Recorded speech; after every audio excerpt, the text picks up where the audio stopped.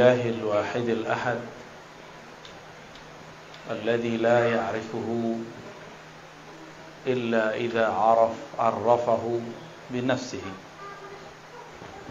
أشهد أن لا إله إلا الله، أشهد أن محمدا عبده ورسوله، سيد العارفين سيد العالمين وعلى آله وأصحابه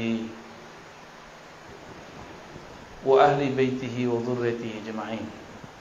Amma ba'du. Bapak Ibu sahibul bait, Bapak Mirhalim, istri dan orang tua, keluarga besar, semoga dalam ridha Allah SWT. Begitu juga kawan-kawan yang datang dari manapun, semoga ini menjadi bukti bahwa kita bersaudara di sisi Allah Subhanahu wa taala. Amin ya rabbal alamin. Sungguh indah, jauh dari negeri Madinah, tapi nama Rasulullah masih didendangkan dengan suara yang merdu, dengan suara yang sangat-sangat nikmat, ya. Rasulullah sebelum beliau wafat, beliau di hari beliau wafat itu paginya melihat dari luar jendela atau dari dalam rumah keluar jendela. Terlihat bahwa para sahabat sedang sholat dipimpin oleh Sayyidina Abu Bakar dan beliau kemudian menangis. Beliau terharu, umat yang dulunya tiada, paling cuma beberapa orang bisa dihitung dengan jari, jumlahnya sudah menjadi banyak. Apalagi kalau Rasulullah memandang kita semua saat ini, tentu Rasulullah lebih girang lagi, lebih senang lagi. Semoga cinta kita kepada Rasulullah tidak bersyarat. Cinta yang tulus, cinta karena kita berterima kasih kepadanya. Sallallahu ala sayyidina Muhammad. Apa tema kita, Pak? Mau tentang apa? Mau tentang apa? Tentang qalbu. Baik, insyaallah. Untuk qalbu kita semua, mari kita bacakan Al-Fatihah. Bismillah. Ya, kenapa? Shiratal ladzina an'amta 'alaihim.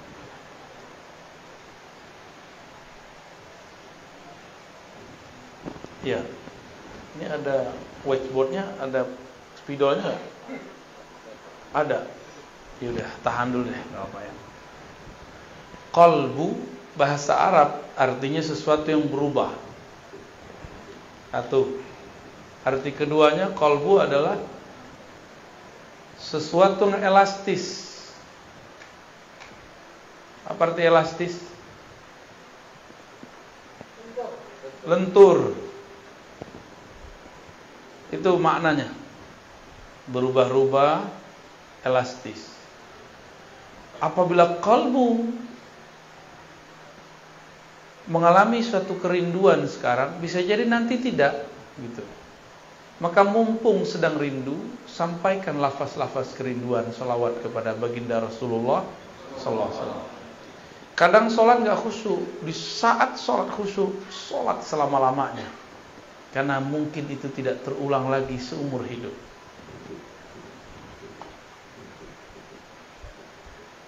Tapi juga qalbu berarti sesuatu yang layyinah, yang halus, lembut, elastis. Apabila dia dibiarkan mengeras, dia menjadi tiada rasa, dia menjadi tidak peka, dia menjadi tidak bisa dirubah. Jadi ciri-ciri qalbu bermasalah, dia tidak bisa tersentuh oleh kalimah, tidak bisa merasakan getaran-getaran nama Allah. Itu namanya qalbu yang qasi, qaswah. Jadi qalbu kita ini kalau sudah keras, mirip kayak liver keras. Dia nggak bisa lagi menyaring, tidak bisa lagi menyaring cairan di tubuh kita. Apa yang terjadi? Penyakit batin akan masuk dan menjadi karakter. Maka hadirin hadirat yang dimuliakan Allah, qalbu ini sangat penting. Karena ia penting, Allah membahas tentang qalbu lebih dari 100 kali dalam Al-Quran. Lebih dari berapa? Kalau sholat cuma 55 kali atau 50-an Allah nyebut kata sholat. Ditambah dengan sholawat mungkin tambah. Tapi kata qalbu bisa berlipat-lipat kali lebih banyak daripada sholat. Artinya apa? Kalau kita sholat tanpa qalbu, sholatnya tidak bermakna. Zakat, infak, sedekah kalau digabung 80-an. Aqimus shalah wa atuz zakah, dua beriring-iringan sekitar 26, 27 atau 28 ya. Tergantung indeksnya, cara membaca indeksnya. Lebih sering qalbu, lebih sering qalbu. Qalbu masih 100-an. Ini baru cuma 28, 26. Apalagi haji umroh. Umroh cuma 2 kali dalam Al-Quran disebutkan. Lalu kenapa kita jadi agen umroh tidak menjadi agen qalbu? Atau umroh dengan qalbu? Belum ada ya. Bicara qalbu bukan bicara suci, sok suci. Justru bicara qalbu membicarakan bahwa kita ini bukan suci. Saya ngomong ini gak suci. Jadi jangan dibayangkan kalau udah ngomong qalbu kita ini jadi orang yang sangat bersih, sangat suci. Enggak. Semakin bicara qalbu, semakin sadar bahwa di qalbu ini ada kotoran. Kalau sudah mulai muncul kesadaran, maka kita tidak sempat membicarakan qalbu orang lain. Dari semua ayat itu, ada yang paling dahsyat. Allah mengatakan tentang karakter-karakter yang gampang kita pahami dari sifat-sifat manusia. Pertama, karakter orang yang beriman. Orang beriman itu karakternya satu saja. Idza dzukirallah wajilat qulubuhum. Disebut nama Allah, qalbunya bergetar. Coba sebut nama Allah, Bapak Ibu. Allah gitu. Ada getaran enggak? Hah? Kayaknya enggak ya. Berarti nyebutnya enggak pakai idza dzukira.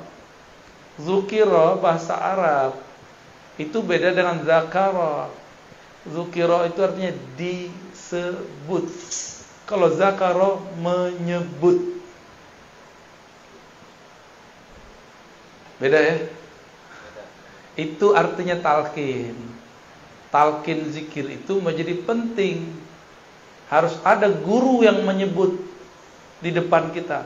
Maka ketika ada yang menyebut itu, nama Allah disebut-sebut di hadapan orang beriman, lalu masuklah kalimah itu dalam qalbunya, dan qalbunya bergetar. Wajilat. Kenapa disebut wajilat? Apa arti wajilat? Wajilat artinya bergetar karena takut, bergetar karena segan, bergetar karena merasakan dahsyatnya yang punya nama. Itu wajilat, bukan menjilat ya, beda ya. Wajilat. Al-wajlah yakni al-khauf. Al-wajlah itu rasa takut, segan kepada Allah Subhanahu wa ta'ala. Sekolah tinggi-tinggi, umumkah, agamakah, tapi tidak ada sekolah untuk meninggikan nama Allah di qalbu. Oleh karena itu, walaupun kadang sudah doktor, sudah MA, sudah LC, sudah sarjana, sudah diploma, tapi kalau disebut nama Allah, biasa aja. Kenapa? Karena sekolah itu cuma untuk akal, sedangkan qalbu belum disekolahkan. Oleh karena itu, jangan-jangan di luar sana ada sekolah yang bukan sekolah formal, tapi dia bergerak untuk mengajari qalbu. Kurikulumnya tentang qalbu. Jika kolbu itu disebut sesuatu yang bergerak-gerak, sesuatu yang berubah-ubah, maka kolbu ini kadang bergerak normal, namanya kolbu yang sehat. Disebut nama Allah, dia bergetar, geraknya normal. Tapi kadang-kadang kolbu itu disebut nama Allah, dia tidak tergerak. Jangan-jangan di dalamnya tidak normal. Jangan-jangan di dalamnya ada penyakit. Ya.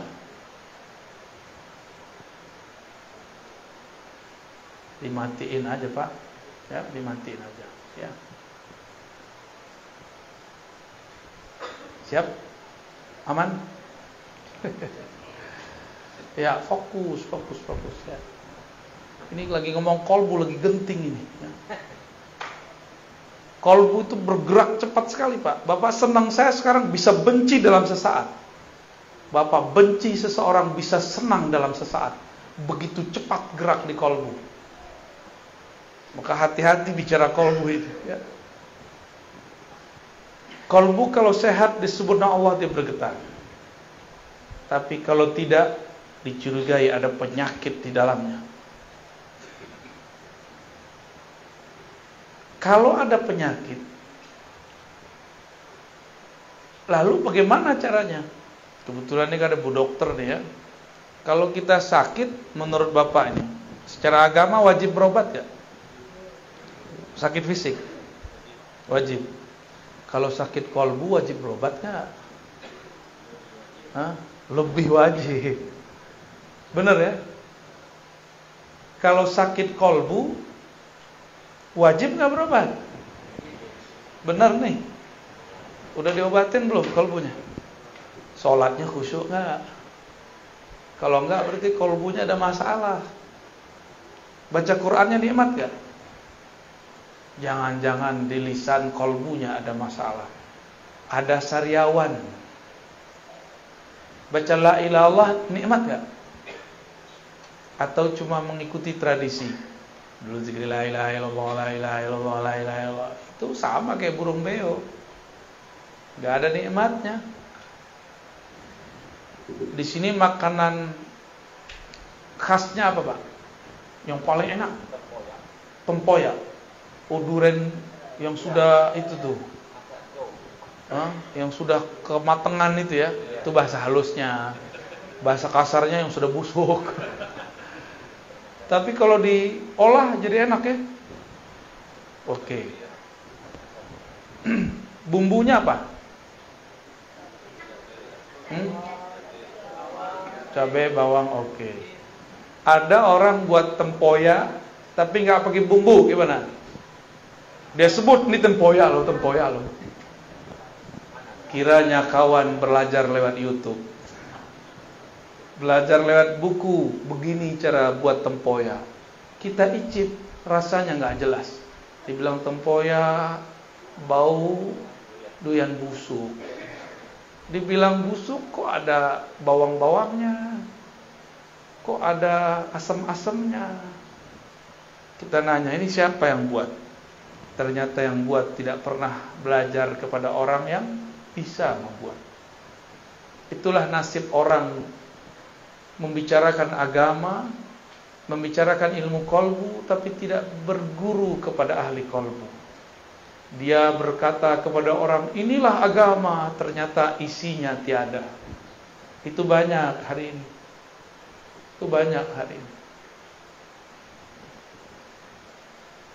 Ingin menikmati la ilaha illallah, tapi tidak dengan teknik dan bumbu-bumbunya. Jadi bumbu la ilaha itu ada. Bumbunya istighfar. Penikmatnya apa? Yang bikin lezat, micin, tahu micin ya? MSG. Kalau kita masak tuh ada masako, apa lagi tuh? Ajinomoto, jadi iklan ya. Itu bumbu-bumbu membuat nikmat. Sama-sama tempoyak, tapi jika bumbunya berbeda, yang buat berbeda, Hasilnya beda nggak? Oke, sekarang ada dua orang sama-sama pintar buat tempoyak. Bumbunya sama, rasanya tetap beda? Tetap beda. Itulah yang membuat kenapa ada orang tertarik dengan satu zikir si fulan tapi tidak tertarik dengan zikir si fulan yang lain. Sebab cara mengolahnya berbeda. Ya. Qalbu ini ia secara gerak digerakkan antara jari-jari Allah. Kita tidak tahu makna jari, kita serahkan maknanya kepada Allah. Tapi kalau disebut jari, ini jari Bapak Ibu, gampang dipegang nggak? Bisa dilempar nggak? Bisa. Bisa dibuang. Apabila qalbu ada di antara genggaman-genggaman Allah, maka qalbu ini hanya bisa dikuasai oleh Allah. Jadi kita sendiri tidak bisa menguasai qalbu. Bapak ini bilang, ibu ini bilang, saya hanya senang ini, saya benci si fulan. Ternyata ketemu dia kita tersentuh. Bisa nggak begitu? Sering. Dulu saya nggak suka durian. Tahu-tahu dipaksa sama orang siapa dulu, orang tua apa kakak saya dulu, masukin ke mulut. Dicicip lo enak. Bentuknya nggak enak, tapi pas dicoba enak. Kadang-kadang begitu Pak. Tempoyaknya sudah enak, beda koki nggak masalah, dibuat oleh ahlinya. Tapi lidah kawan sedang sariawan, bisa nggak menikmati? Kalau dia mengatakan kok nggak enak, masalahnya di mana? Lidah. Yang harus diobati, yang dimasalahkan lidah atau tempoyak. Tapi banyak orang menyalahkan tempoyak dan yang masak tempoyak. Si Buya tuh, Kiai tuh, Ustadz tuh tidak bagus tekniknya. Padahal kolbunya yang lagi masalah. Ya, sering nggak begitu? Sering. Kita kalau belajar zikir, kalau kolbu sudah sehat, dia tinggal makan. Namun kolbu ini ada selera. Nih, air. Airnya bersih. Tapi gelasnya kotor. Kita tuang air ke dalam gelas, mau minum nggak? Nah, ini masa teknik nih, teknik mengenali kolbu. Zikirnya sudah bagus. Ulamanya, syekhnya sudah berijazah. Orangnya sehat. Cuma kotor. Bisa nggak orang sehat kotor? Bisa. Orang sehat kotor bisa. Habis kena air hujan kan bisa aja kan? Mungkin dia habis terkenang masa kecil belum bahagia, terus main-main itu, becean itu ya. Mungkin nggak? Atau dia keluar dari kebun, mungkin? Dia sehat tapi badannya kotor, bisa menikmati? Ada makanan tapi dibawa ke WC, bisa makan? Tuh, kira-kira begitu ilustrasinya. Jijik nggak? Maka kalau kita belajar zikir, kolbunya dicuci dulu, dibersihkan dulu. Jangan kayak orang mau makan di dalam WC, pasti nggak mau makan dia. Dia sehat.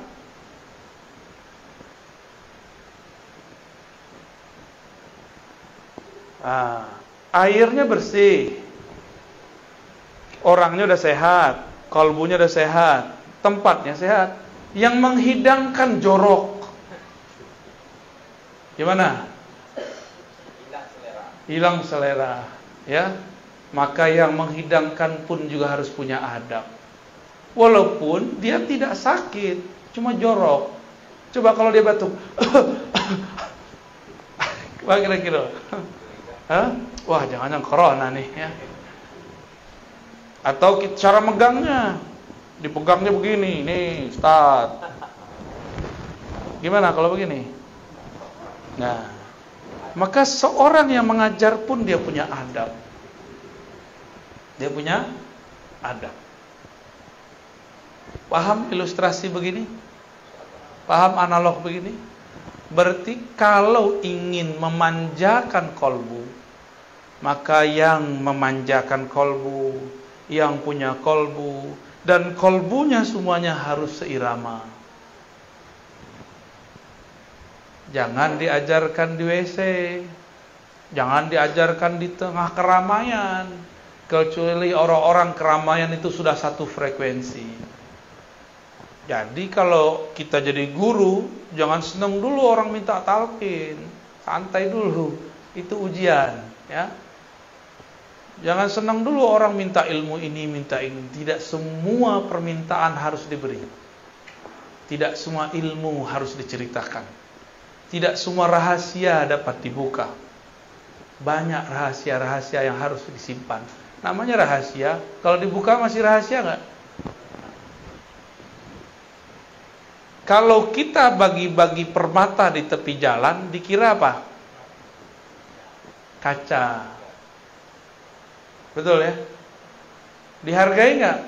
Habis diambil mungkin dilempar. Sama, kalau orang obral talqin zikir, lama-lama dilempar, ditinggal. Itu kejadiannya. Zaman Nuh. Zaman kalau orang tidak memberikan penghargaan ke dalam kolbunya, itu yang terjadi. Maksud saya sederhana Bapak Ibu, kolbu ini spesial. Allah kalau ngajak ngobrol makhluknya, itu yang diajak ngobrol kolbunya. Allah apabila ingin menilai seseorang yang dipandang kolbunya. Saya pakai baju begini nih, kan paling keren nih malam ini ya. Amin. Itu apakah kolbu saya paling keren? Belum tentu. Yang Allah pandang kolbu. Jika terbersit sedikit saja saya merasa lebih alim, Allah benci kepada saya. Karena Allah mengatakan, yang alim cuma aku, wahai Ar-Razi.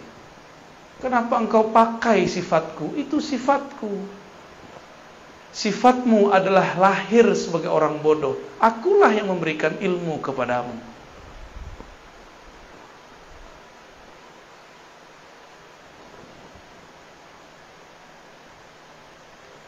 Rasa nikmat zikir adanya mirip dengan kita kalau makan. Nah, ini pertanyaan nih Bapak Ibu. Kalau makan tempoyak, enak itu di tempoyak, di lidah, di piring, atau di orang yang nyajiin? Di lidah. Oke, coba makan di WC. Jadi nggak enak kan? Hidung ngaruh. Tempoyaknya enak, tempatnya bersih, orang datang, makan semua. Mau nggak? Langsung berdiri kita, nggak jadi makan, ya.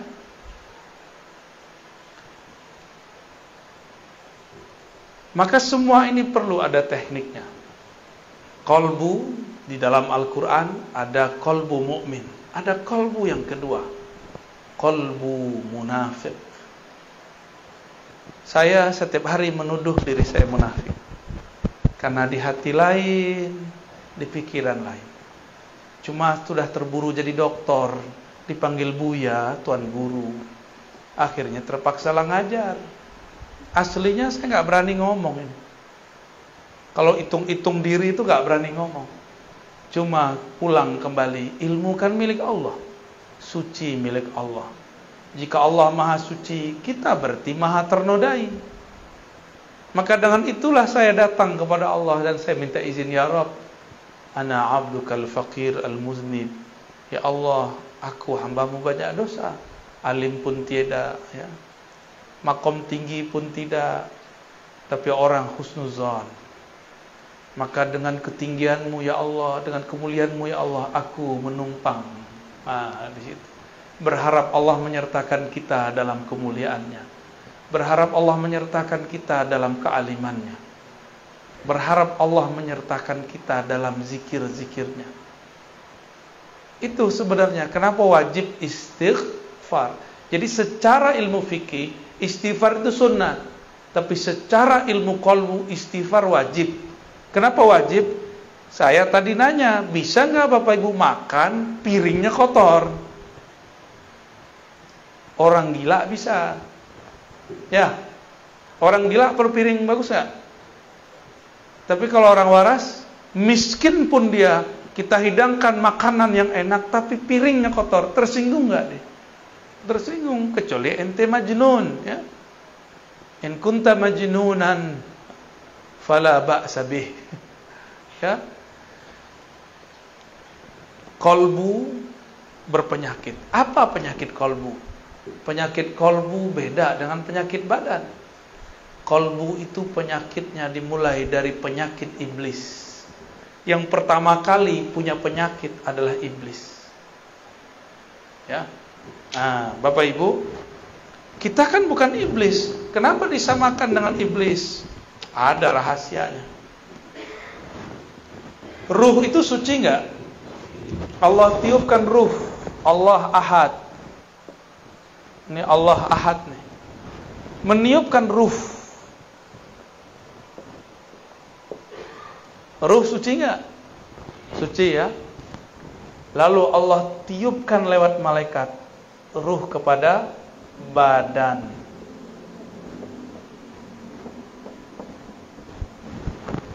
Tapi sebelum masuk ke badan, ini ada jarak di sini.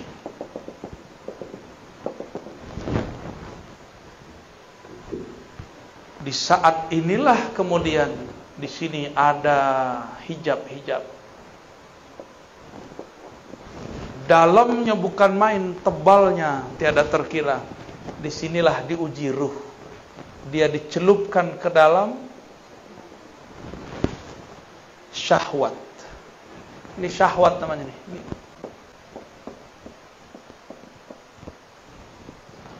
Ternyata syahwat itu berkaitan dengan badan. Semua yang ada di sini berkaitan dengan badan. Apabila ruh ditiup ke dalam badan, bernamalah dia jiwa. Itu, ya. Jiwa itu punya kiblat sentral. Sentralnya namanya qalbu. Ya. Asalnya ruh ini suci, tapi dicelupkan ke dalam syahwat. Maka syahwat itu terkait dengan badan. Ketika Allah tiupkan ke dalam tubuh ini, nyatu dengan otak. Di otak ada syahwat nggak? Keinginan rendah. Jadi syahwat bahasa Arab artinya keinginan rendah. Nyatu dengan mata. Di mata ada syahwat. Mata senang lihat yang jelek atau yang cantik, yang gagah, yang indah. Indah itu apa? Ya. Kalau bagi Bang Adam alaihissalam indah itu Hawa. No, Adam namanya orang PPIR. Ya.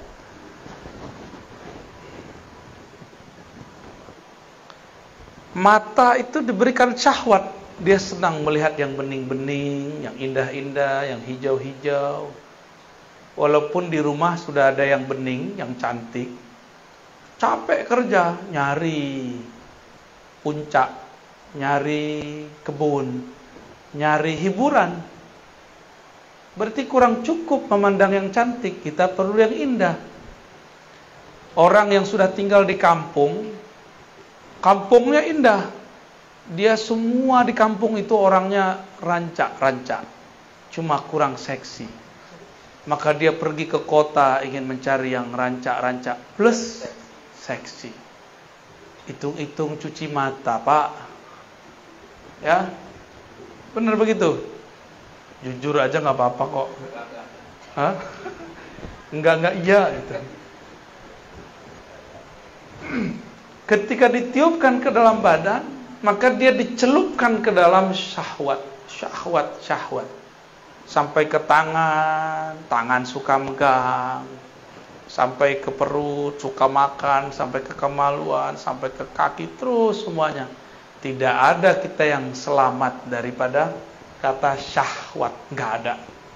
Mursyid, apalagi mursyid itu lebih besar ujian syahwatnya. Percaya nggak? Karena makannya paling enak.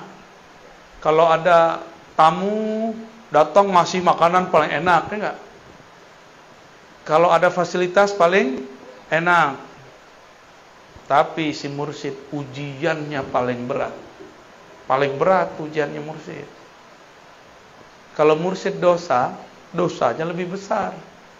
Tapi kalau mursyidnya ahli ma'rifat, dia tahu cara pulang kepada Allah Subhanahu.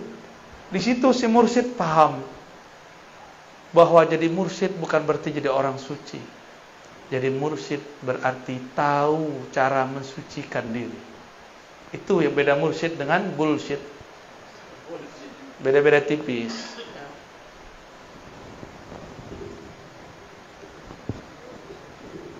Ketika tubuh membalut ruh,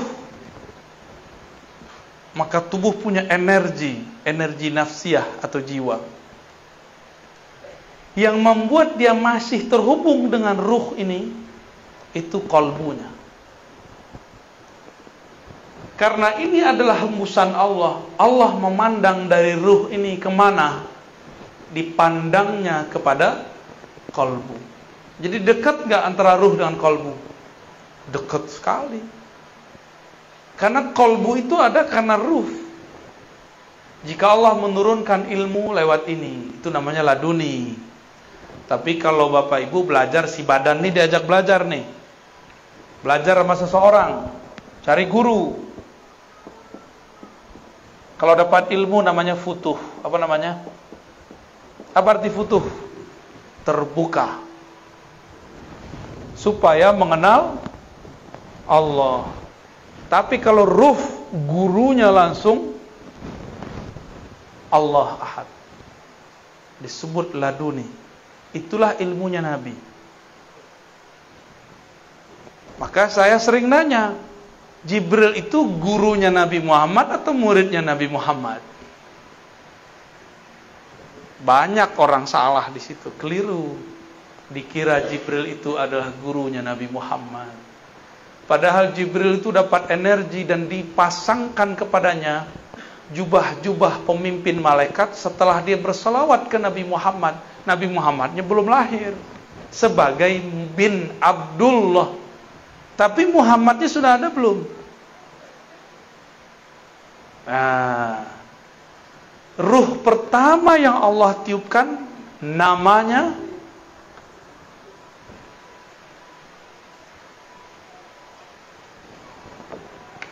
terima kasih. Ahad ini Allah Ahad ya. Qul huwallahu. Allah meniupkan wahyu ruh pertama. Hembusan pertama Allah itu namanya mirip-mirip Ahad tapi ditambah dikit mim. Ahmad. Jadi apa beda antara ruh pertama dengan Ahad? Mim.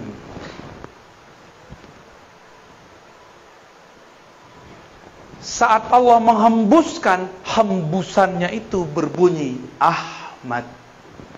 Bernama Ahmad. Pangkatnya disebut Ruhullah. Apa arti Ruhullah? Hembusan Allah. Coba menghembus Pak. Gitu. Hembusan kita enggak? Atau beda?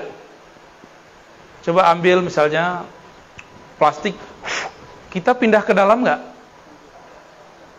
Paham? Ini yang tidak dipahami oleh kelompok kebatinan yang kegeeran jadi Tuhan, jadi Allah. Paham? Ini ilmu awalnya benar. Di dalam diri kita ada hembusan Allah. Betul. Tapi hembusan bukan Allah. Ahmad laisa bi ahad. Ahmad itu ya Ahmad, hembusan ya hembusan. Cuma kawan sudah GR jadi Allah. Zat aku, zat Allah. sifat aku, sifat Allah. Namaku, nama Allah. Fi'ilku, fi'il Allah. Tapi kalau lapar makan nasi juga. Kalau lagi puyeng minta kawin, berarti belum. Masa Allah lapar, ya enggak? Masa Allah minta kawin? Kan dalam Allah ini tidak perlu sahibah. Sahibah itu artinya pasangan. Allah itu enggak perlu anak bini. Ini teguran keras nih bagi yang berzikir, berkalam, bermakrifat dengan makrifat iblis. Awalnya sudah benar bahwa di dalam diri kita ada tiupan Allah. Betul, Bapak Ibu, tapi di dalam diri kita bukan Ahmad. Di dalam diri kita adalah pecahan-pecahannya, percikan-percikannya. Ahmad ini tiupannya. Allah pandang Ahmad, maka memancarlah dari Ahmad itu cahaya. Memancar cahaya. Cahaya itu bahasa Arabnya nur. Apa? Nurnya bernama Muhammad. Gitu ya. Berarti nur beda nggak dengan ruh? Ahmad itu pangkatnya apa tadi? Ruhullah. Ini kalau nggak nyatet hilang. Catat. Kalau punya catatan.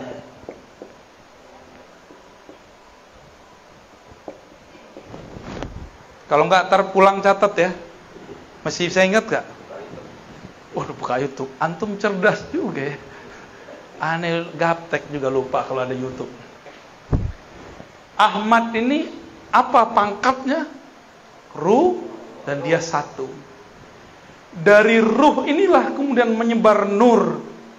Nur ini kemudian kita sebut nur Muhammad. Dari ruh itulah kemudian terpercik hembusan-hembusan kecil. Itulah jadinya kita. Maka kita ini bersumber dari Ahmad. Maka Ahmad ini ada sebutannya biar faham. Kalau kita keluar dari perut seseorang, yang mengeluarkan namanya apa? Ibu. Ibu bebatu. Ibu. Beneran. Itu istilah aja ya. Ahmad ini disebut dengan ummur ruh atau ummul arwah. Ibunya ruh. Bukan berarti dia melahirkan, bukan. Ini istilah aja. Bahwa ruh bersumber dari bukan dari ahad. Jangan GR ya. Jangan GR dulu. Kawan udah GR, dalam diriku ada ahad. Ya, cemen. Gak ngerti makrifat namanya. Sok terlalu nafsu mau jadi fana dan baqo dalam Allah Subhanahu wa ta'ala. Belum, masih jauh perjalanannya.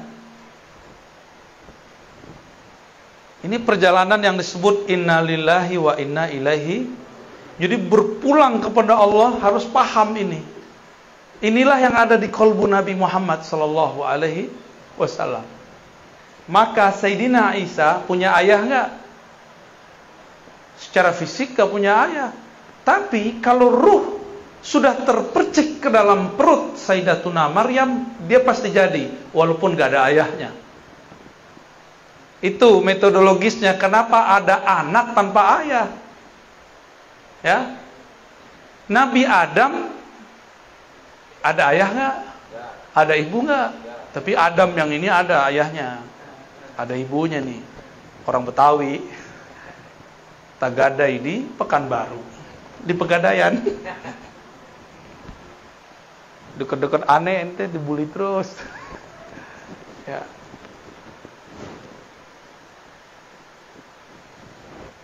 Percikan ruh Ahmad itu yang intinya setelah Allah genggam beberapa bagian tanah, lalu Allah pindahkan salah satu bagian daripada inti Ahmad yang disebut Nur Muhammad kepada tanah tadi. Jadilah dia Adam. Apa yang dibaca dalam itu? Kun. Ya. Itulah kenapa ada orang muncul di dunia tanpa ayah, tanpa ibu. Itu sejarahnya. Secara metodologinya begitu. Yang penting Sang Ahmad memercikkan salah satu hembusan darinya, maka terjadilah semuanya. Paham ya? Paham gak? Dari Nur Muhammad ini tubuh kita ada, kolbu kita zahir. Dari ruh Ahmad itu, ruh kita sekarang bisa mendengar, bisa melihat, membuat Bapak Ibu mau mengejar suatu pengetahuan meskipun jaraknya jauh. Itu karena si ruh ini. Kalau gak ada ruh ini, gak mungkin Bapak mau hadir. Jarak jauh, udah jam segini, jam berapa nih? 10:30. Karena ruh ini gak ada harinya dia. Hari dia cuma satu. Aku tambah kenal Allah, titik. Bagi dia itu. Mau jauh, mau dekat, mau tidur, nggak tidur, bagi dia yang penting dia kenal Allah Subhanahu wa ta'ala. Bagi ruh itu malam adalah tidak kenal Allah. Bagi ruh itu siang adalah saat mengenal Allah Subhanahu wa ta'ala. Nah ini dia. Barulah kita terpancar dari sini semua. Oleh karena itu tadi Sayyiduna Isa, dia mengenal ibu hakikinya bukan Sayyidatuna Maryam. Ibu hakikinya siapa? Ahmad. Maka dia mengatakan, aku mengabarkan kepada kalian mubasyirun. Dengan apa aku mengabarkan? Bi rasuli ya'ti min ba'dismuhu Ahmad. Akan datang seorang bernama Ahmad. Jadi Nabi Isa itu enggak menyebut nama Muhammad karena dia tahu dia langsung dari Ahmad. Itulah yang diakui oleh Kubas atau Kufas ibn Asyam. Engkaukah yang lebih tua dari Rasulullah atau Rasulullah lebih tua dari engkau? Jawaban beliau apa? Kufas ini waktu Abraha masuk bawa gajah ke Mekah, dia lihat. Berarti dia udah jadi anak-anak. Nabi Muhammad baru lahir tahun gajah. Tuaan mana? Ibnu Asyam. Tapi ketika Ibnu Asyam ditanya, ente lebih tua, kamu lebih tua, engkau lebih besar, atau Rasulullah? Apa jawaban beliau? Kalau lebih tua Rasul.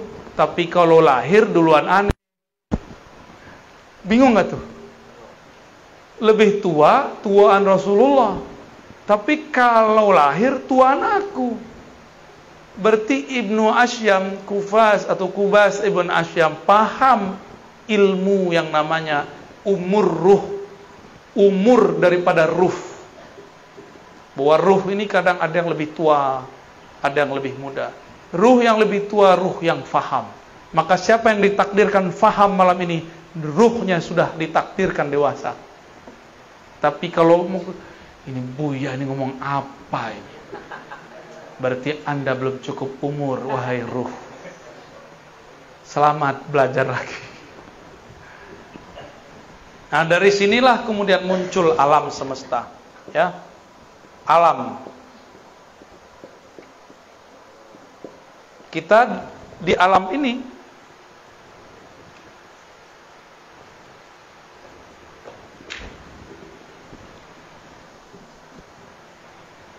tapi sebelum sampai ke alam Nur Muhammad ini kan ada pancaran nurnya ya.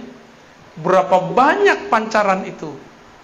Jumlahnya ada sekitar 124.000. Jadi pancarannya 1, 2, 3, 4. Kalau dihitung 124.000. Ini di alam nur loh ya. Ini di alam nur. Ketika nur itu ditiupkan bersama ruh. Jadi nur itu adalah wadahnya ruh.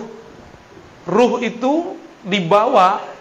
Nah, kalau kita tiup udara, udara kita ruh. Balonnya itu nur. Paham? Ya. Kalau balonnya warna merah, kelihatan hebusannya warna merah. Kalau dia warna hitam, dikira orang warna hitam. Kayak gitu aja modelnya.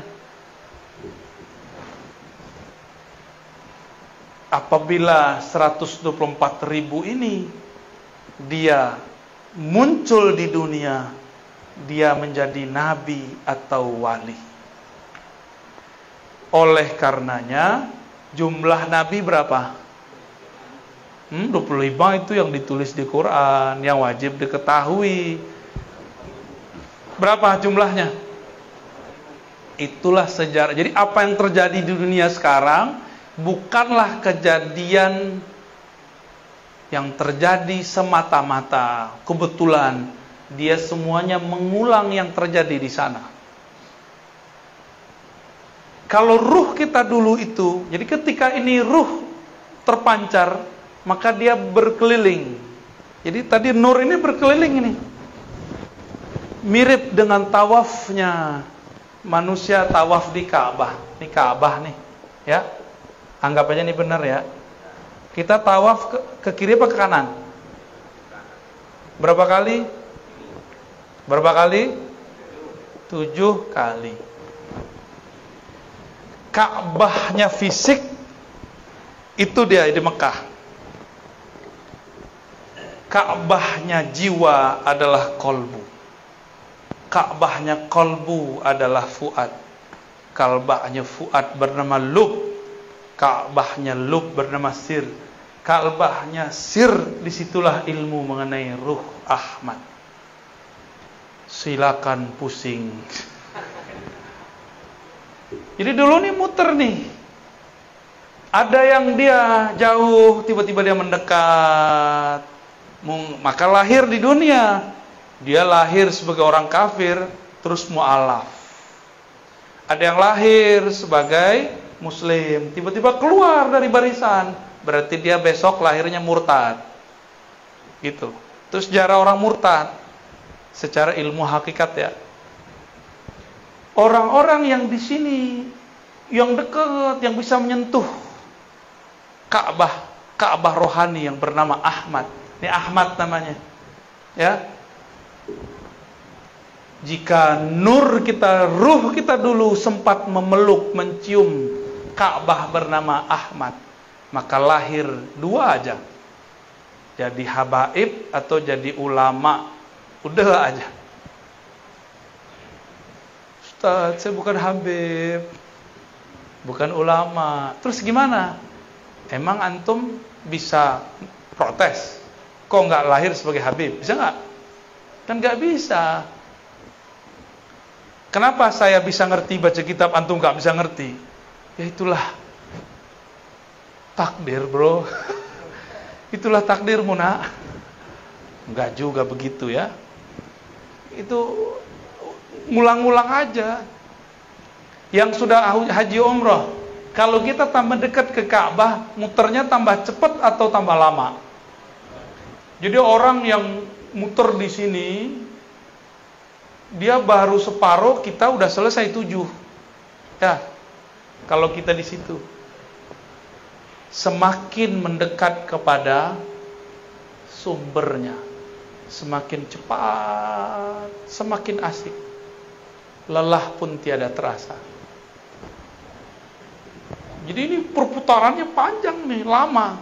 Hitungannya puluhan ribu, mungkin puluhan juta tahun kalau dihitung di dunia. Jadilah kita sekarang nih. Jadi kalau ada orang sekarang dia menyesalkan dirinya, bunuh diri, itu orang gak paham itu. Kalau dia muncul di sini, itu anugerah besar. Ya. Pasang alarm, tadi katanya jam 11. Tahu-tahu dirubah, nasikh mansuh. Padahal jarang pegang. Saya handphone itu yang penting bagi saya alarm. Kalau Bapak Ibu untuk apa? Komunikasi. Waduh, canggih ya. Ada nggak handphone to Allah? Boleh dihapus, Pak? Ya, silakan dihapus. Berkah antum bagus ya. Aneh minum dulu ya, paling enak. Nah, ini kan nikmat begini nih. Antum nggak minum, aneh minum. Hah? Yang minum ruh apa jiwa? Mulut. Nggak enaknya diliatin. Apalagi ntar ada kumisnya tentu ya. Bismillahirrahmanirrahim. Mantap. Yang begini nggak ada di Jakarta nih. Kayaknya harus dibungkus banyak. Nggak suruh datang lagi. Yang buat abang aneh.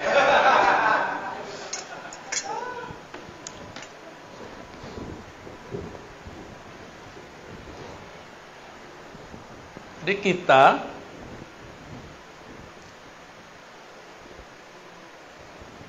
yang ada ini, kalau ada nur Muhammad yang asli di dalam, bukan bayangan nur, bukan pantulan nur, pasti mencari ilmu tentang ini. Maka saya berhusnuzon yang hadir ini di dalamnya ada percikan nur itu. Amin. Alhamdulillah. Apa kata Nabi? Allahumma ja'alni nura. Ya Allah, jadikan aku adalah nur. Padahal beliau memang sudah nur. Ibu Rasulullah mengatakan, ketika engkau lahir, hai Muhammad, aku melihat nur. Jadi Nabi Muhammad lahir, mohon maaf nih Bu Dokter, percaya apa enggak ya? Waktu lahir, Aminah tidak melihat darah, yang dia lihat cahaya. Ada nggak makhluk begitu? Ya ada. Maka saya sering nanya nih, Nabi Muhammad nama Nabi Isa. Nabi Muhammad dan Nabi Isa. Muliaan mana? Nabi Muhammad lebih mulia atau Nabi Isa? Nabi Isa punya ibu siapa? Maryam. M. Nabi Muhammad punya ibu namanya Aminah. Nabi Isa dimanjakan ibunya karena ibunya mengandung Nabi Isa. Gimana cara Allah memanjakannya? Ini mohon maaf nih Pak Pamir Halim, kalau Bu Dokter dulu lagi ngidam dicariin nggak? Cariin ya. Hujan aja dicariin. Di ujung negeri aja dicariin. Maryam, Sayyidatuna Maryam lagi ngidam. Ngidam buah apel, ngidam buah anggur. Suami nggak punya. Yang tanggung jawab siapa? Maka Allah utuslah Jibril. Jibril, ambil buah-buah surga terbaik, berikan kepada kekasihku Maryam. Dia sedang mengandung kekasihku Isa. Maka ketika Sayyiduna Zakaria masuk ke mihrab, ke kamarnya Maryam, dia heran. Belum hamil tuh, belum hamil.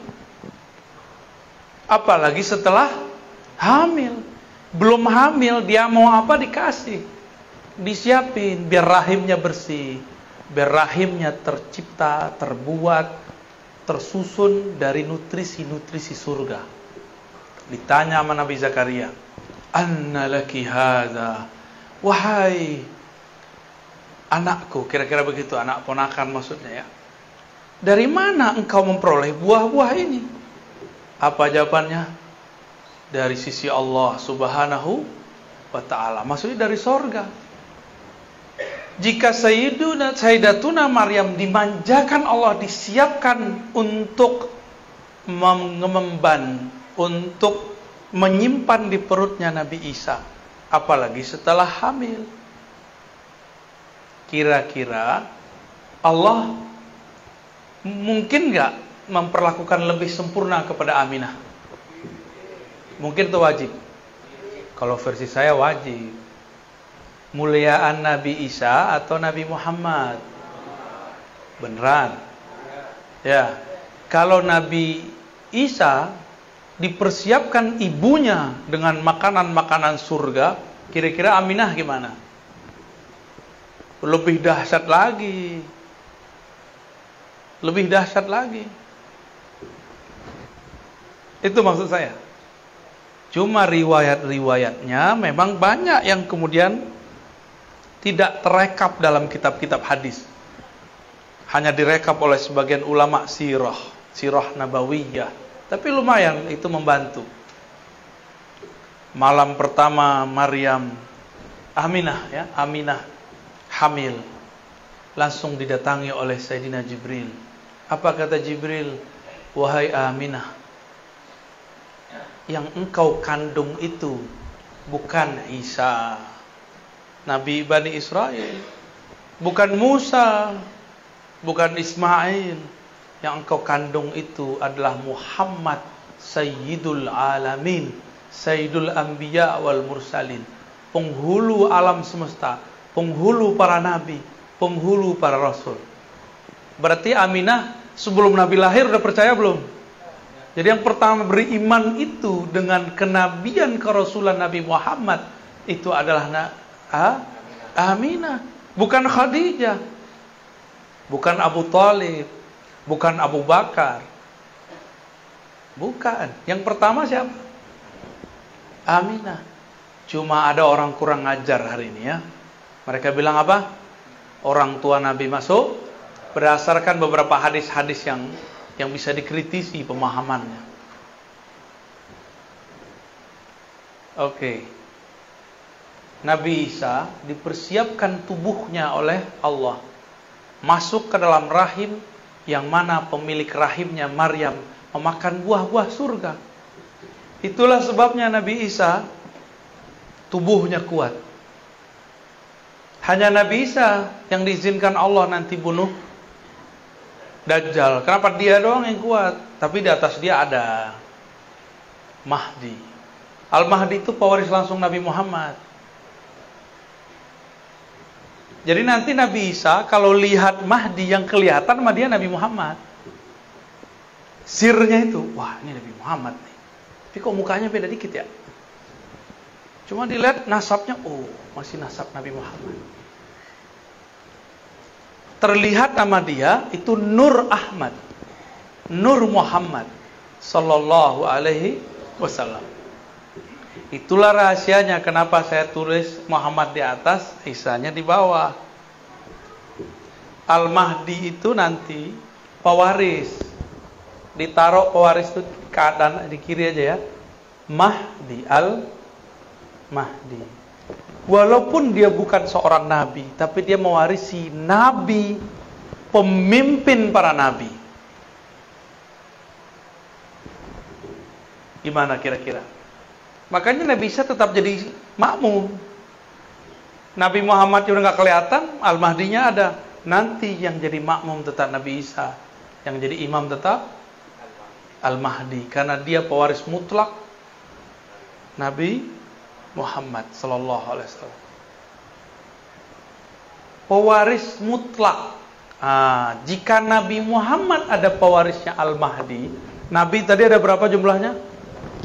124 ribu. Di akhir zaman inilah yang akan berjuang. Namanya wali. Jumlahnya berapa? Yang besar-besar 124 ribu. Selebihnya pasukan tim hore. Lumayan tim hore. Ya. Jangan dibayangkan 104 ribu itu doktor, belum tentu. Ada yang doktor, ada yang enggak. Jangan dibayangkan itu mursyid, belum tentu. Ada yang mursyid, ada yang tidak. Jadi jangan kecil hati dulu. Siapa tahu di antara kita ini ada yang pewaris 124 ribu. Apa kata Nabi? Al-ulama warasatul anbiya. Ulama-ulama itu mengenal Allah. Karena itulah mereka dianggap pewaris nabi-nabi yang kenal Allah. Jadi yang diwarisi bukan gelar doktor. Nabi bisa baca kitab kuning nggak? Kitab kuning belum ada di zaman Nabi. Belum ada kan?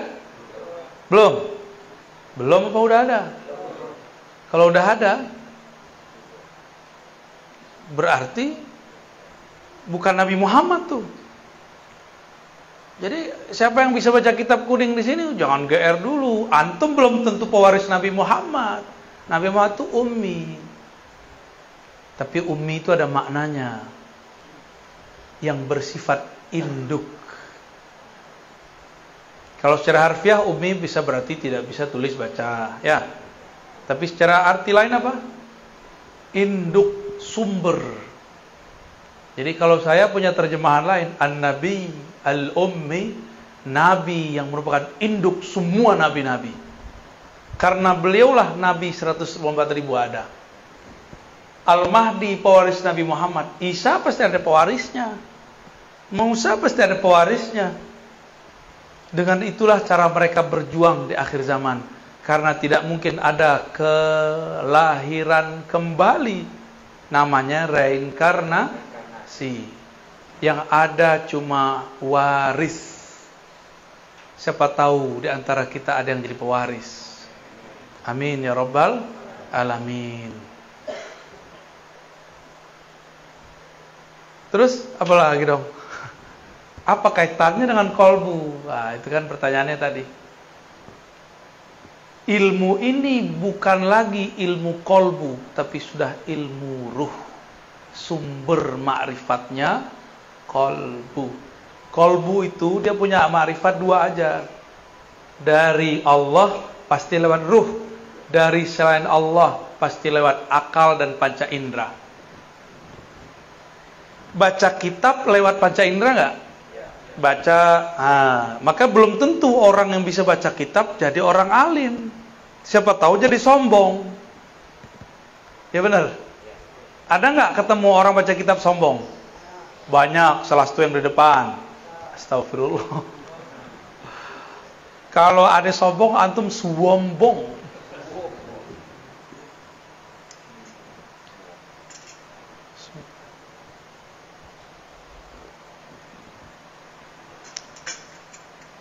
Ada yang iri nggak?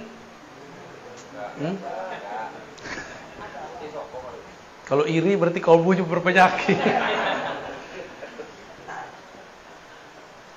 Cuma ada yang nafsu jadi wali. Jadi wali itu adalah poros poin yang Allah tatap di bumi.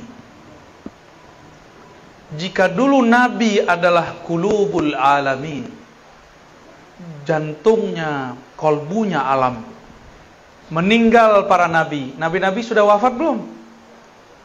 Wafat. Benar, fisiknya.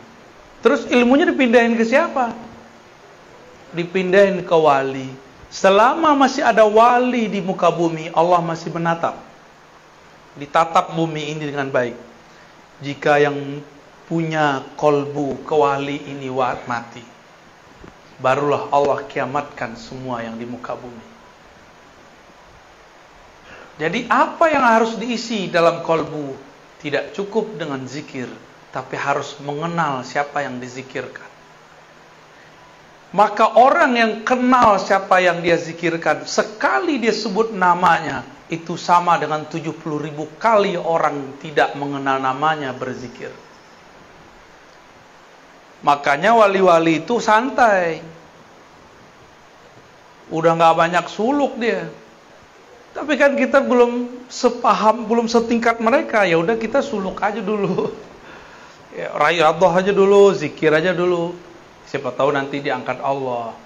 Tapi teman-teman sahabat yang makan Allah, kalau cuma mengandalkan zikir, saya udah berkali-kali katakan, Iblis dulu pangkatnya Azazil telah berzikir 80.000 tahun di surga.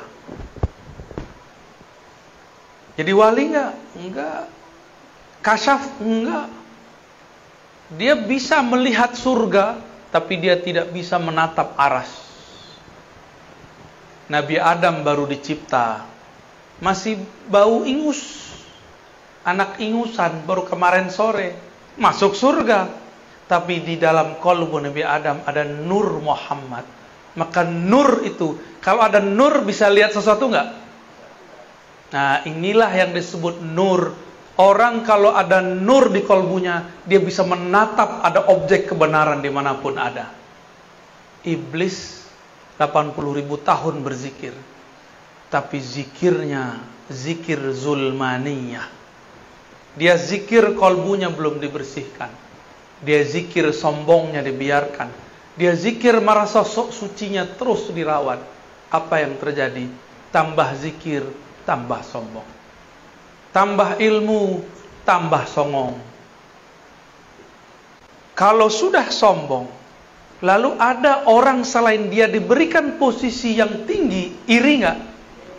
Maka kalau orang kerja di kantor, dia lihat temannya naik pangkat, dia nggak naik. Temannya dapat jabatan, dia tidak. Dia ngomong apa? Saya kan lebih banyak kerja di kantor ini. Kenapa bukan saya? Dia akan ngomong, pinteran aku kali, kenapa dia yang naik? Begitulah terus. Berarti di dalamnya bukan nur Muhammad, tapi nar Azazil. Dua aja manusia itu. Kolbunya nur Muhammad atau kolbunya nar Azazil. Azazil siapa tadi? Nama kecil dari iblis.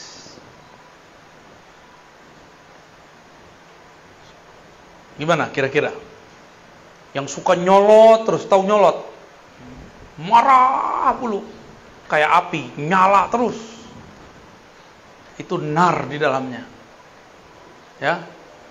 Maka kalau kajian nama yang punya nar Azazil, panas kepala kita. Tapi kalau ngaji dengan yang punya nur Muhammad, kepala boleh panas, tapi kolbu, ruh girang. Ada getaran-getaran indah di dalam.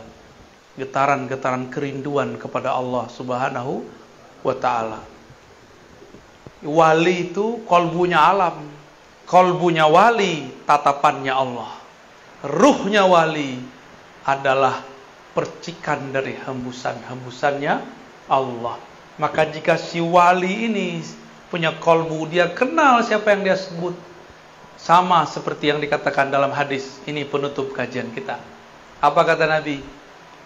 Tidurnya orang yang alim lebih bagus, lebih afdol daripada ibadahnya orang yang jahil.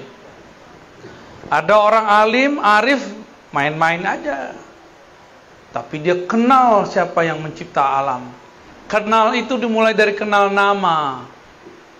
Semakin banyak nama yang dikenal, semakin tinggi ma'rifat. Kalau cuma nama alif, lam, lam, ha, itu baru satu ma'rifat. Allah. Harus kenal lagi Ar-Rahman. Harus kenal lagi Ar-Rahim. Harus kenal Minal 99. Baru namanya ma'rifatul asma. Baru satu nama diajarin guru, udah merasa alim aja. Belum, masih jauh. Ada lagi nama di dalam nama, nama di balik nama. Ibarat manusia, ini baru manusia, belum Allah. Bang Adam ini di sini namanya Bang Adam. Di tempat kerja manajer. Di rumah Abi atau Babi. Hah? Abi ya? Bab Abah. Oh. Maaf Bang ya. Semoga kamu sakit hati Bang. Nanti aku obati Bang. Karena dia orang Betawi. Masa kecil panggil tong. Bukan tong sampah, bukan. Tong. Dulu dia suka bersilat. Dipanggil jawara. Jawara lidah. Pinter ngomong, panggil lidah. Di organisasi pangkatnya tinggi, dipanggil ketua. Tuh banyak nama nggak?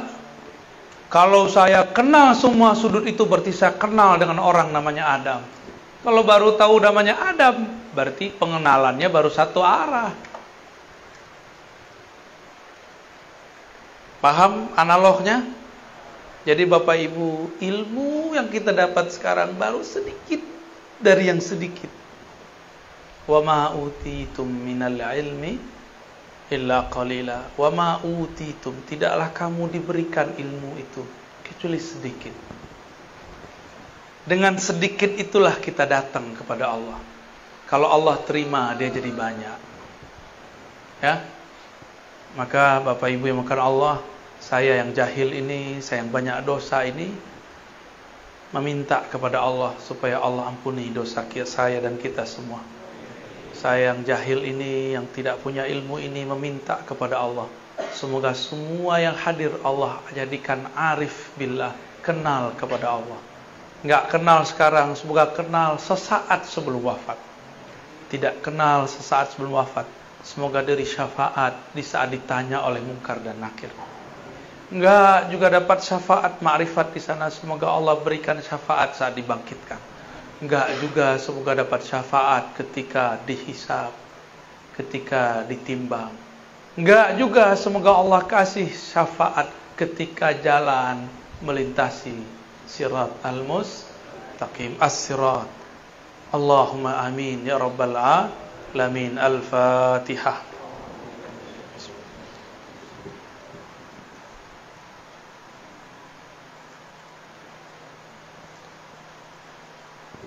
Waladhdallin. Amin. Allahumma sholli ala sayyidina. Gimana? Udah? Cukup ya? Loh, ada tanya jawabnya? Ya udah setengah jam ya? Oke. Loh, antum ya? Nanyanya pakai adab ya. Kalau enggak saya enggak jawab. Yang nguji-nguji keluar. Serius. Saya ngomong cash kontan. Nguji-nguji keluar. Atau atum dikeluarkan dari nur. Jangan takut gitu dong. Itu canda itu. Mana ada orang yang datang jam segini nguji-nguji ya. Orang datang jam segini memang pengen mencari. Tafadhol. Bismillahirrahmanirrahim.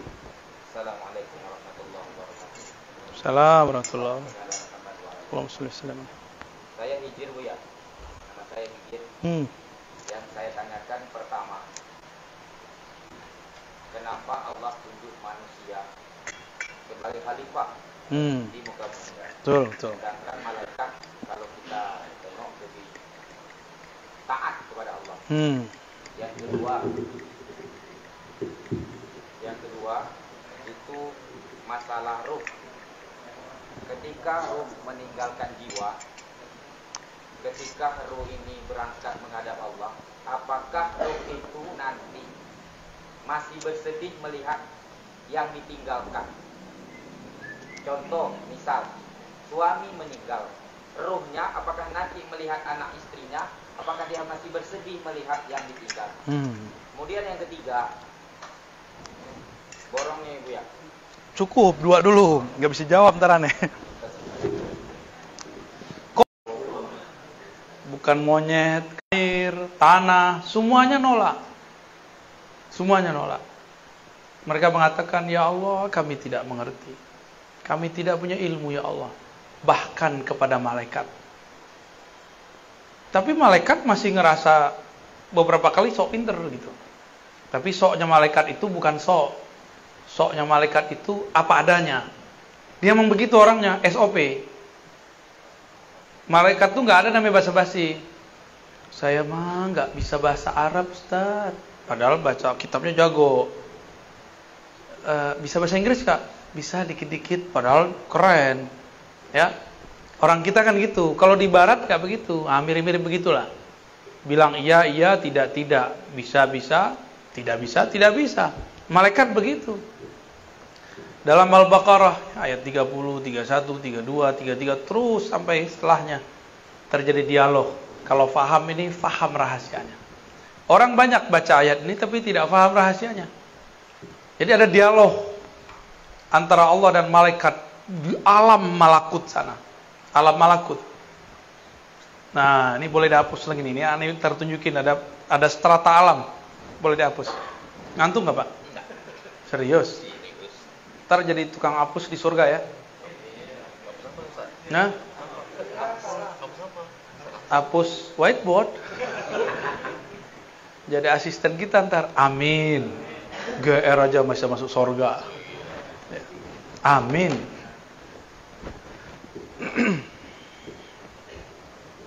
Dialog di alam mana?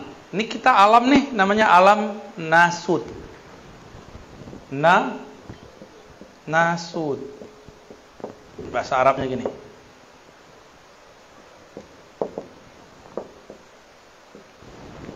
Nasud, nas, manusia. Disebut juga dengan alam nyata. Ini alam ini nih, alam kita. Coba dipegang mukanya, ada nggak? Ayo pegang lagi yang pasti dong. Benar. Itu alam apa tuh? Alam nyata. Bahasa ininya? Nasu. Di atas alam ini, nah, ini ada alam kepalsuan di sini. Ada alam namanya malakut. Malakut kata malak berarti malaikat. Alam malaikat, malaikat. Ini alamnya. Allah berbicara kepada yang di alam malakut. Alam malakut inilah yang disebut, yang berkaitan dengan langit pertama sampai pertengahan langit lah. Ya, langit keempat kah, lima kah itu ya. Apa kata Allah? Wahai para malaikat, aku mengumumkan akan memilih di muka bumi seorang khalifah dalam kurung dari manusia. Apa kata malaikat? Malaikat ngomong apa? Dia protes. Tapi ini protesnya protes lugu. Jadi malaikat tuh lugu. SOP. Kata malaikat, ataj'alu fiha may yufsidu fiha wa yasfikud dima. Ya Rabb, apakah engkau tega menjadikan di muka bumi khalifah, pengurus di muka bumi, orang-orang yang suka membunuh dan merusak? Nah, ini rumah kan bagus nih, ya. Bagus kan? Bener. Ini tembok dari mana nih? Dari pasir. Pasirnya dari mana? Dari sungai atau dari gunung? Gunungnya diuruk pindahin ke sini. Bagi manusia disebut pembangunan. Bagi malaikat disebut penghancuran. Paham? Semen. Gresik itu udah nggak ada gunung. Gunung di sono itu semua gunung pasir. Udah nggak ada gunungnya. Bukit-bukit itu udah nggak ada. Saya kan punya teman hidup orang dekat sono. Ya. Itu udah nggak ada, udah pindah ke Tuban. Di Tuban masih banyak bukit-bukit. Itu yang jadi bahan semen Gresik itu. Bukit kapur ya. Bagi manusia disebut apa? Pembangunan. Tapi bagi malaikat disebut perusakan.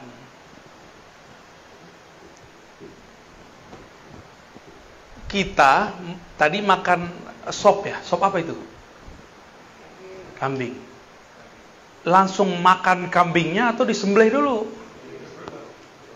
Hah? Ini ada orang pintar ngomong di samping saya soalnya nih. Mana ini orang nih? Oh lagi tidur kali ya. Jadi dia bilang nggak boleh makan kambing, bahaya. Yang boleh makan daging kambing. Kalau makan kambing, wah jadinya gawat ya. Belum makan kambing, jenggot saya udah mirip kan? Sekete, dikit. Oh jenggot antum lebih dahsyat tuh. Bro Adam belum punya tuh ya. Antum belum balik ya. Untuk kita makan, kita sembelih dulu, tertumpahlah darah. Bagi malaikat, ya Allah, apakah engkau tega menjadikan pengurus di muka bumi yang akan bunuh-bunuhin hewan ntar? Bahkan kalau perlu mereka bunuhin orang yang punya hewan itu. Ini kan lagi rame nih, ya, politik Indonesia lagi rame, ngungkip yang masalah lama, masa-masa zaman-zaman presiden sebelumnya. Ternyata banyak saksi-saksi yang mati nggak jelas. Ada kasus korupsi, saksi-saksi kuncinya mati nggak jelas. Tiba-tiba mati aja gitu. Jadi kalau perlu, manusia itu untuk bertahan hidup, nggak hanya nyembelih kambing. Kalau perlu yang punya kambing disembelih. Begitu cara manusia bertahan hidup. Disebut bertahan hidup. Kalau ada buaya dibunuh manusia, namanya perburuan. Ya. Tapi kalau ada anak kecil dimakan sama buaya, namanya apa? Memangsa. Suka-suka kita aja beristilah ya. Jadi manusia ini memang menang di istilah. Bener ya? Kalau Bapak Ibu ini makan ayam nggak? Makan ikan nggak? Kalau ada orang dimakan ikan gimana? Kita beritanya gede ya. Tapi ada nggak berita Bro Adam diberitakan memangsa ikan mujair? Ada nggak? Nggak ada. Kita kalau panen, kita sabet tuh ya, disabit tuh rumputnya, ilalangnya, padinya dipotong, diambil. Bagi kita namanya panen. Bagi malaikat ini merusak. Udah jelas kuning-kuning bagus kok dipotong. Ini beda perspektif. Lalu malaikat ngomong. Apa kata malaikat? Wa nahnu nusabbihu bihamdik wa nuqaddisu lak. Di sini ya kita tahu karakter alam malakut adalah karakter zikir. Wirid. Ya, wiridan mulu, zikiran mulu. Soleh lah ya. Alam malakut ini suka zikir. Maka semua zikir tarekat yang ada lafaznya itu diambil rata-rata dari alam malakut. Jadi kita baca apa nih? Subhanallah. Itu amalannya orang sini nih. Malaikat di sini. Jadi Nabi kalau naik, turun pasti bawa lafaz zikir. Ada zikir yang dipakai oleh malaikat pembawa rezeki. Ada caranya. Mau diajarin. Wah, tangkup khawatirnya nggak mantap kalau antum yang baca. Ya, kurang yakin soalnya. Nabi turun dari alam malakut. Turun-turun Nabi cerita. Ada malaikat fulan, namanya zikirnya adalah subhanallah bihamdi azim. Subhanallah, subhanadzil izzati wal jabarut. Ada lagi zikirnya pakai takbir Allahu akbar kabira, subhanallahi bukratan wa asila. Macam-macam. Itu Nabi pas turun diramulah menjadi amalan salat.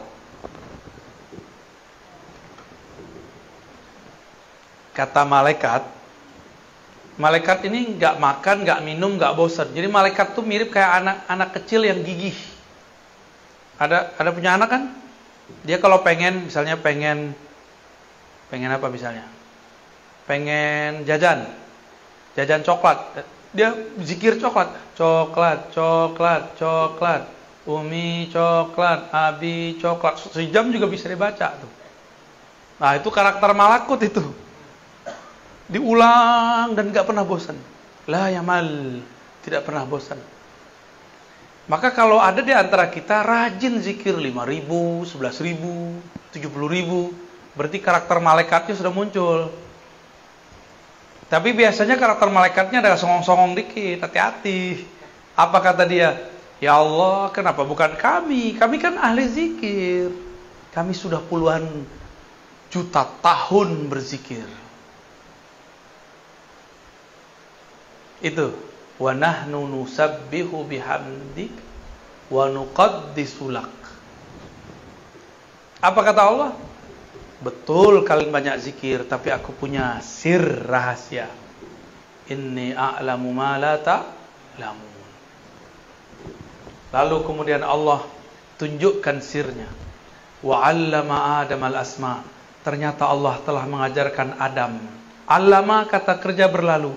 Allah telah mengajarkan Sayyidina Adam al-asma, semua nama-nama, mulai dari nama-nama awal pangkal bumi sampai ujung langit, semuanya Nabi Adam mengerti. Malaikat taunya cuma zikir, maka mohon maaf ada ahli zikir kurang cerdas, itu maksudnya. Ada ahli fikir kurang zikir, ya. Ada yang seimbang. Fikirnya adalah zikir, zikirnya adalah fikir. Nah, itu yang kamil mukamil. Kira-kira gimana nih? Kenapa malaikat gak dapat? Coba, bisa gak lihat masjid surau pesantren, rajin baca kitab, rajin zikir, tapi WC-nya jorok, pernah nggak lihat? Pernah lihat? Berarti dia kebanyakan zikir, kurang fikir, kebanyakan wirid. Orang kalau wirid sibuk sama diri sendiri, nggak ngurusin alam. Kalau malaikat yang nanti jadi khalifah di muka bumi, ada pertengkaran di luar sana, dia zikir aja subhanallah, subhanallah, subhanallah. Dia nggak urus tuh. Tapi kalau manusia ada orang tengkar, dia islah. Gitu. Kalau malaikat ada orang misalnya nebang pohon, langsung dihajar. Tapi kalau manusia ditanya dulu kenapa mau nebang pohon. Oh, mau buat rumah di sini. Kalau ada di transaksinya, beda caranya. Malaikat-malaikat ini rajin secara ritual. Maka orang soleh secara ritual belum tentu dapat memimpin gerakan-gerakan sosial. Adam itu diajar Allah nama. Ini masalahnya, ini nama penyelesaiannya. Ini kekurangannya, ini nama untuk menyempurnakannya. Nabi Adam. Jadi Nabi Adam itu yang pertama diajar oleh Allah. Itulah sebabnya kenapa manusia yang dijadikan khalifah. Jadi paham? Ya. Terus yang kedua tadi apa? Kayaknya pertanyaannya antum dong, udah habis waktu ini. Yang kedua apa tadi? Meninggal. Mau coba mati dulu biar ngerasain. Gak usah jauh-jauh. Nih coba lihat. Kita ninggalin rumah, di rumah lagi susah, sedih gak?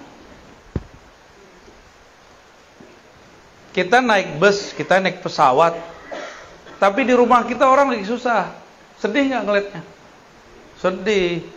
Kenapa dulu lagu-lagu melantau itu sedih-sedih semua? Bener gak? Merantau, rata-rata. Kalau di bahasa kampung situ kan enak tuh, pulanglah udah.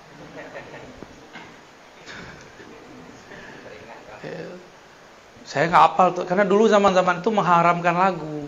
Jadi sampai sekarang nggak bisa nyanyi, cuma bisa mendengarkan. Kalau sholawat tuh kalau nggak ngeliat teks saya nggak bisa nyanyi. Ya, kalau saya lihat teks baru bisa ngikutin tuh tadi para penasyid kita tuh. Sallallahu. Itu saya ngeliat dulu baru bisa, kalau nggak ngerti ya. Karena udah keblok di sini tuh udah keblok. Dulu pernah mengharamkan musik. Alhamdulillah ketemu orang-orang yang ahli dalam ilmunya.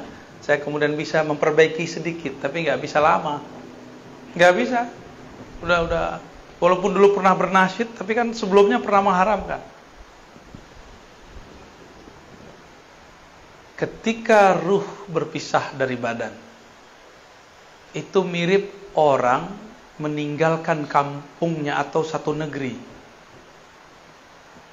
Itu permisalan pertama.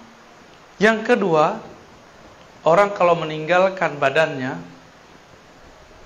itu mirip-mirip kayak orang bangun tapi di negeri yang dia nggak tahu negeri mana. Ada juga yang begitu. Jadi orang mati itu kayak orang bangun tidur. Pas bangun dia bingung. Lah, handphoneku mana ya? Antum begitu nggak bangun tidur? Nyari handphone ya? Hati, ntar kalau mati nyari handphone. Dibentak sama malaikat mungkar nakir. Hei, nyari handphone di sini. Lihat nih gua, siapa? Gawat itu ntar. Biasain bangun tidur nyebut nama Allah dulu. Apa bacaan bangun tidur? Itu bahasa Arabnya. Baca aja Allah, Allah, Allah, Alhamdulillah. Terima kasih ya Allah. Baru kita nyari handphone. Ya. Nyari siapa di samping pasangan, ya salam, ya. Taruh kalau mati, bangun di alam sono, kita nyari-nyari biniku, lakiku, enggak ada. Jadi jangan bergantung ke makhluk, gantungnya kepada Allah. Gampang dikalamkan, juga gampang kalau faham. Bahwa ini bukan urusan otak, ini urusan kolbu. Di kolbu itu bisa selesai semua. Ya. Beres? Ya. Jadi bisa nangis nggak ruh? Bisa nangis. Ruhnya pergi, ya Allah, anakku masih kecil-kecil ya Allah. Nanti Allah bilang, "Dah tenang, yang ngasih rezeki aku." Selesai. Kalau kenal Allah, kalau enggak dia pergi tuh nangis. Maka tuh rumah jadi tegang, jadinya nangis aja tuh orang tuh. Beberapa orang kadang-kadang ditunjukkan oleh Allah Subhanahu wa taala. Jadi biasain kalau tidur nggak mikirin yang negatif, cukup berpikir positif. Nggak usah pikirin besok makan apa, besok kerja apa, jalanin aja. Ya Allah, aku mau tidur. Nasibku esok aku serahkan kepada Engkau. Tidur, baru tidur nyenyak namanya. Tidur nggak nyenyak itu kalau banyak pikiran. Ya, cukup? Udah cukup. Tambuah. Udah satu lagi deh, ada yang dari ibu-ibu nggak? Ada dari ibu-ibu. Cukup. Alhamdulillah. Kita tutup pakai sholawat yang merdu ya. Mana? Ahli sholawatnya mana nih?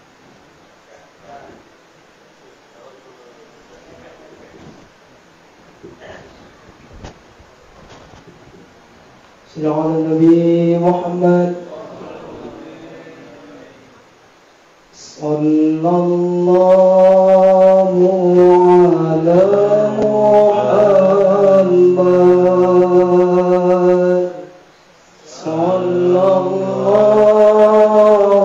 alaihi wasallam sallallahu